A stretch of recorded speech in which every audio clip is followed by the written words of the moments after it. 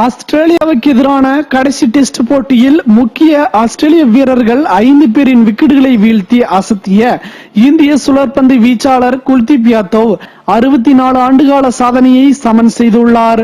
ஆஸ்திரேலியாவுக்கு எதிரான டெஸ்ட் தொடரில் இந்திய அணி 2-1 என முன்னிலை பெற்றுள்ள நிலையில் கடைசி போட்டியில் வெற்றியை நோக்கி சென்று கொண்டிருக்கிறது. முதல் இன்னிங்ஸில் 622 ரன்களை இந்தியா அடிக்க ஆஸ்திரேலிய அணி 300 ரன்களுக்கு ஆல் அவுட் ஆனது. முக்கிய விக்கெட்டுகளை இந்திய பந்து வீச்சாளர் குல்தீப் யாதவ் வீழ்த்தினார். இடது கை சைனாமேன் ஸ்டைலில் பந்து வீசும் குல்தீப் யாதவ் 5 விக்கெட்டுகளை வீழ்த்தினார். இந்தியாவுக்காக குல்தீப் யாதவ் 5 விக்கெட்டுகளை எடுப்பது இது இரண்டாவது முறை என்றாலும் ஆஸ்திரேலியாவில் அவரது பெர்ஃபார்மன்ஸ் சரித்திரம் படைத்துள்ளது. ஆஸ்திரேலியாவில் இடது கை சைனாமேன் சுழற்பந்து வீச்சாளர் ஒருவர் 5 விக்கெட்டுகள் எடுப்பது இதுவே இரண்டாவது முறை.